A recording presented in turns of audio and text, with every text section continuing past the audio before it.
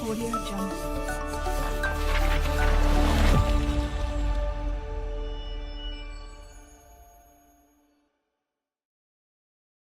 Halo teman-teman InSpot, welcome to InSpot Interscholar Podcast. Bersama saya Natasha dari Agribisnis 2023 yang akan menemani jalannya podcast kali ini. InSpot di episode kali ini akan membahas mengenai kunci-kunci menarik untuk membuat CV yang menarik. Seperti yang kita tahu, beasiswa merupakan salah satu cara terbaik meraih pendidikan tinggi tanpa biaya. Tapi untuk mendapatkan beasiswa impian, tentu harus memberikan experience terbaik yang kita miliki. Contohnya dengan CV yang menarik dan memuka para pemberi beasiswa. Masalahnya, membuat CV yang baik menarik bukanlah hal yang mudah. Pasti banyak dari kita yang masih bingung cara untuk memulai, apa yang harus dicantumkan, dan bagaimana membuat format yang baik. Nah, di podcast kali ini, kita akan mengulik dan membagikan tips and trik terbaik untuk membuat CV yang jitu sehingga nantinya bisa membantu teman-teman semua meningkatkan peluang mendapatkan beasiswa. Di sini saya sudah bersama dengan narasumber yang luar biasa, Kak Maulidan. Kak Maulidan adalah seorang mahasiswa pertanian penerima beasiswa yang tentu memiliki pengalaman luas pada bidang beasiswa. Langsung saja kita sapa, halo Kak Maulidan. Halo Kak Natasha, Kak Tasya ya? Ya, terima kasih Kak sudah datang. Nah, mungkin Kak bisa perkenalan diri dulu? Oke, halo semua. Wah. Rame ya di studio ini. Oke, perkenalkan namaku Muhammad Maulidan, biasa dipanggil Maul atau Jidan, itu biasanya sih. Pada umumnya orang-orang manggilku antara Maul sama Jidan. Aku sekarang mahasiswa semester 8 program studi agribisnis yang saat ini sedang beraktivitas dalam tentunya skripsian, dan juga saat ini aku sedang menjalani brand atau jadi sosial media spesialis di suatu brand dan juga menjadi talentnya as a talent, seperti itu, gitu aja sih Kak. Oke, terima kasih Kak. Keren banget. Kakak walaupun lagi sibuk nih ya, masih nyempetin waktu buat memberikan informasi-informasi yang bermanfaat. Nah, aku bisa mulai langsung aja ya Kak. Boleh Mungkin dong Kak. kita mulai dari pengalaman Kakak keterima beasiswa apa sih Kak? Dan bisa jelasin sedikit dong tentang apa beasiswa yang Kakak terima ini. Oke, siap. Jadi gini, sebenarnya perjalanan aku mendapatkan beasiswa itu sangat panjang teman-teman. Berawal dari masuk kuliah sampai waktu itu aku keterima di semester 5, antara semester 5 dan semester 6. Jadi gini, aku sendiri dari setelah lulus SMA, aku punya goals bahwasannya aku pengen kuliah itu beasiswa, maupun S1 mau S2. Rencana doain ya teman-teman S2. Amin. Jadi ya itu goals aku untuk S1 dan S2, aku pengen mendapatkan beasiswa. That's why aku apply ke banyak scholarship yang ada di Indonesia tentunya. Terus beberapa itu aku gak gampang ya dapetinnya, banyak yang ketolak. Terus banyak lah, dari 10 beasiswa yang aku terima, yang aku apply, hanya satu yang menerima aku. Pada saat itu aku di semester 5 mau ke semester 6, aku apply salah satu beasiswa yaitu Pertamina, beasiswa Pertamina atau biasa dikenal Pertamina Foundation, atau teman-teman biasanya kenal dengan Sobat Bumi.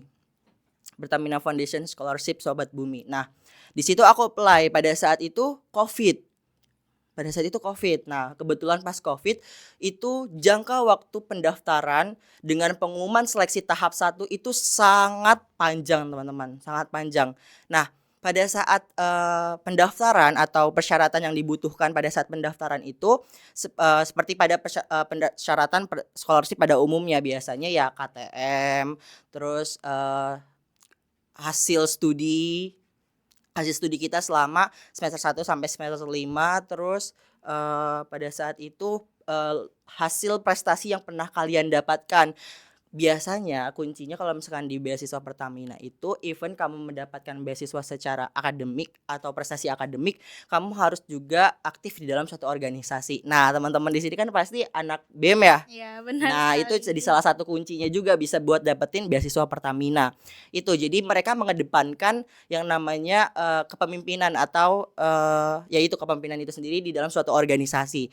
Jadi leadership mereka tuh dipentingkan banget, salah satunya poin utamanya itu dalam memilih para penerima beasiswa itu. Jadi ada KTM, hasil studi, terus sertifikat-sertifikat yang pernah kalian dapatkan dan juga CV. Dilaporkan CV kita. Nah, biasanya untuk mendapatkan CV itu, CV-nya itu berbeda teman-teman. Biasanya kan kalau misalkan kalian buat kayak CV kreatif ya, ada dua sebenarnya, CV kreatif sama CV ATS yang saya tahu. Nah, kalau CV kreatif itu sebenarnya kayak CV buatan kalian sendiri yang pada umumnya di Canva yang bisa dibuat kayak gitu. Nah, ada CV ATS yang hanya tulisan saja. Jadi tidak ada bentuk lainnya. Jadi ATS yang benar-benar kayak tulisan doang, cuma foto kalian doang. Terus di bawahnya sisa experience and then berapa kuliah di mana bla bla kayak gitu kayak pokoknya. Nah, aku waktu itu apply langsung beasiswanya langsung pakai CV ATS ku. Nah, itu aku dapat dari mana? Itu aku dapat dari cuttingku kebetulan. Dari cuttingku formatnya jadi aku dapetin, tapi aku belum tahu itu pada saat itu tuh harus sebenarnya CV apa karena tidak dicantumkan. Hanya silahkan upload CV saja. Sudah itu aku apply persyaratan-persyaratannya dan kita juga tidak boleh sedang menerima beasiswa lain tentunya dan harus WNI warga negara Indonesia. Terus setelah itu ada jangka waktu pada saya itu COVID ya. Jadi sangat lama pengumumannya dan juga kita nggak dikasih tahu kapan akan lolos pada tahap pertama itu, tahap pemberkasan. Pas saat itu hampir 3 bulan kalau nggak salah, 3 bulan atau 4 bulan tidak ada kepastian, tiba-tiba saya dimasukkan ke grup di WA. Pada saat itu tulisannya hanya PF saja, seleksi PF gitu. PF itu singkatan dari Pertamina Foundation. Jadi seleksi PF berapa gitu. Nah, aku kaget, wah ini maksudnya apa gitu kan. Aku kaget dan pas kulihat di Instagramnya ternyata uh, itu lolos untuk tahap 1 gitu kan, tahap pemberkasan. Nah, jadi untuk mendapatkan beasiswa Pertamina yang aku dapatkan ini ada banyak sekali tahap. Ada tahap 1 itu pemberkasan, tahap 2 itu interview, dan tahap 3-nya itu adalah debat, kayak debat gitu loh. Debat dan baru pengumuman gitu. Jadi ada 3 tahap setahuku. Nah, tahap kedua ini kita membuat motivation letter dan juga interview. Jadi pada saat tahap kedua kita memasukkan motivation letter kita dan juga interview. Nah, motivation letter ini adalah salah satu kunci kalian akan lolos atau enggaknya. Aku tahunya bahwasannya di tahun-tahun sebelumnya aku research bahwasannya Pertamina Foundation hanya tahap interview saja. Nah, jadi aku kayak oke, aku mempersiapkan untuk hanya interview saja dan motivation letter gitu ya. Jadi kayak aku memperkuat di situ. Nah, tiba-tiba di tahunku menambah salah satunya itu ya debat itu. Debat tentang tema-tema karena ini kan oleh Pertamina ya. Jadi mereka mengedepankan isu-isu yang tentang lingkungan, sumber daya alam yang berkelanjutan kayak gitu. Tentunya terus kayak karbon segala macam itu diangkat. Jadi bukan biasanya tentang green economy, terus tentang juga apa ya, pokoknya tentang bahan bakar yang bisa terus berkelanjutan gitu loh. Pokoknya bahan bakar alami kayak gitu-gitu pokoknya. Nah, kita akhirnya dapat pas abis interviewnya tentu sama beasiswa Pertaminanya dari HRD Pertamina, terus dari UB juga. Jadi di setiap universitas itu menyediakan penanggung jawabnya gitulah, penanggung jawabnya. Jadi aku dapat itu jadi 2 orang pada saat itu aku di interview, terus motivation letter. Nah, motivation letter kunci kalian buat menceritakan tentang diri kalian sendiri. Jadi kenapa sih kalian apply di sana? Kalian kenapa memilih beasiswa Pertamina, beasiswa tersebut? Kenapa kalian pengalaman kalian selama di kuliah ngapain aja itu dicantumkan pada saat motivation letter itu sendiri. Tapi jangan lebay. Nah, itu kuncinya. Motivation letter itu nggak boleh menceritakan kelebihan kalian semua. Nanti malah pembaca atau pembacanya itu membuat kayak apa sih, kesannya itu kalian menyombongkan.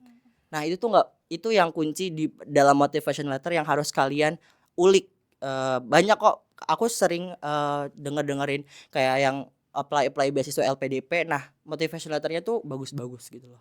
Nah, itu sih. Itu setelah itu aku ternyata debat tentang kayak sumber daya gitu, aku lupa, Pertamina pokoknya, bahan bakar gitu. Akhirnya ya udah lolos gitu. Oke. Wah, keren banget. Kakak sampai nyobak 10 kali nih ya Iya, tadi. betul. Nah, kenapa sih Kak motivasi Kakak tuh sampai nyoba berkali-kali tuh gak pantang menyerah itu apa sih Kak? Oke. Jadi gini, kalau misalkan masalah nyoba 10 kali itu kenapa? Aku aku mikir gini, kok aku nyoba banyak hal tapi nggak keterima, sebenarnya kurangku tuh apa gitu kan. Kayak apa sih kurangnya aku gitu sampai 10 kali nggak keterima, ya kesel gak sih, siapa yang nggak kesel, manusiawi gak sih 10 kali nggak keterima gitu kan. Nah, aku mikir kayak, oh aku kurang research. Pertama itu aku introspeksi diri, kurang kurang research. Jadi aku research aku researchnya pada saat itu di sosial media kayak Instagram, YouTube. Biasanya aku dengerin podcast-podcast kayak gini nih tentang beasiswa, dan juga kayak video-video YouTube lainnya tentang beasiswa Pertamina kayak gitu. eh Kayak gitu sih. Terus akhirnya aku dapetin ternyata kurangnya aku ya itu di CV-nya aku, CV-nya kurang, pengalamannya kurang, CV-nya juga tidak profesional. Terus ya banyak hal kayak aku tidak menuliskan poin-poin utama yang dibutuhkan oleh penyedia beasiswa, karena ketika kalian ditanya diterima ingin menjadi seorang beasiswa, diterimanya beasiswa, kalian itu pasti ditanya sama si ininya, kamu memberikan benefit apa buat kita, gitu loh, gitu. Oke. Nah, kan CV ini tentunya harus diperhatikan lebih ya, Kak. Mm, Dan banyak banget nih temen-temen yang kalah tadi di CV-nya. iya. Oke, apa sih Kak kesalahan-kesalahan yang sering terjadi itu sehingga mereka tidak diterima beasiswa? Oke, kesalahan-kesalahan CV yang biasanya ditolak kalau nggak sama HRD, sama HRD mungkin, atau nggak sama para apply, karena yang menerima beasiswa ya biasanya HRD juga kan. Oh, iya. Nah, itu biasanya kesalahannya pertama terlalu banyak atau terlalu menampilkan banyak eh, poin-poin yang tidak penting. Kayak misalkan gini, kalian mencantumkan deskripsi diri tapi terlalu panjang sampai setengah halaman, itu nggak penting banget. Kayak hanya di deskripsi diri itu bagusnya kalian hanya mencantumkan nama lengkap kalian siapa, umur, terus minat kalian apa, karena pernah berpengalaman di mana. Itu lebih singkatnya. Jadi kalian pernah berpengalaman di mana selama berapa tahun. Biasanya gitu. Kalau mau aku dulu menambahkan nilai IPK aku berapa. Gitu. Kalau misalnya kalian mau dapat beasiswa, aku menambahin nilai IPK aku karena itu salah satu jadi poin utama akademik kalian. Terus keduanya baru ini apa namanya? Sekolah history kalian sekolah di mana yang kayak gitu. Terus baru aku ke prestasiku. Prestasi itu aku bagi antara akademik dan non akademik, itu aku bagi. Setelah itu pengalaman-pengalaman kalian. Biasanya organisasi itu penting banget. Pengalaman organisasi itu penting banget. Kalian pernah menjadi mengikuti organisasi apa. Terus jangan lupa dijelaskan. Jadi misalkan selama organization, misalkan the first is BEM FPUB 2023 misalkan. Nah, itu kalian cantumkan di situ kalian menjadi apa. Misalkan pada saat aku juga alumni BEM FP kebetulan tahun 2020, pada saat itu aku menjadi sekretaris kabinet. Jadi sekretaris kabinet tapi staff sekretaris kabinet kalau nggak salah. Iya. Jadi aku cantumkan project apa aja yang pernah aku dapetin di situ, yang pernah aku pegang. Aku pernah beberapa megang, jadi 3 kalau nggak salah. Pertama couple, kedua jadi staff acara, kedua lagi staff acara. Nah, itu kamu cantumkan, kamu di staff acara dan juga couple itu kamu megang apa gitu loh. Kamu ngerjain apa? Jangan kayak cuma cantumin jadi staf acara, jadi kepala divisi acara, tapi kalian tidak mencantumkan secara spesifik apa. Itu yang harus dicantumkan karena biasanya itu yang jadi poin utamanya. Penjelasan sekecil-kecil itu penting banget. Oke, nah selain informasi-informasi yang udah kakak berikan nih, apakah ada tips lain yang memberi perhatian atau menarik perhatian bagi pemberi mahasiswa ke ini? Oke. Nah, kalau misalkan tipsnya, kalau misalkan mau bikin CV, pertama kalian coba cari referensi dulu CV yang baik itu seperti apa. Terus kedua, kalian minta review orang lain buat baca CV kalian. Itu harus penting banget. Terus maksimal CV itu 2 halaman. 2 halaman ya buat CV ATS. Nah, terus setelah itu biasanya kan di TikTok tuh banyak ya yang review-review CV kayak terkenal tuh Kak siapa tuh aku lupa yang BUMN itu. Nah, biasanya kamu coba aja apply ke sana mungkin rezekinya kamu buat di review sama kakaknya yang pekerja BUMN, why not gitu. Nah, sekian nih pembahasan kita Kak mengenai tips and trick membuat CV menarik untuk menarik perhatian peluangnya diterima beasiswa. Terima kasih kepada Kak Maulidan atas ketersediaan Kakak berbagi informasi yang sangat bermanfaat ini ya Kak. Nah, bagi penonton yang ingin mendapatkan informasi lebih lanjut mengenai beasiswa bisa mengikuti akun media Instagram kami _, atau mungkin bisa langsung menghubungi Kak Boleh. Maulidan ke Di Instagram Zidan_Maulidan18. Oke, sebelum kita tutup, aku mau ngajakin Kak Maulidan buat jargon nih. Jargonnya sendiri nanti setelah saya bilang Interschooler 2024, jawabnya raih peluang, ciptakan masa depan yang gemilang.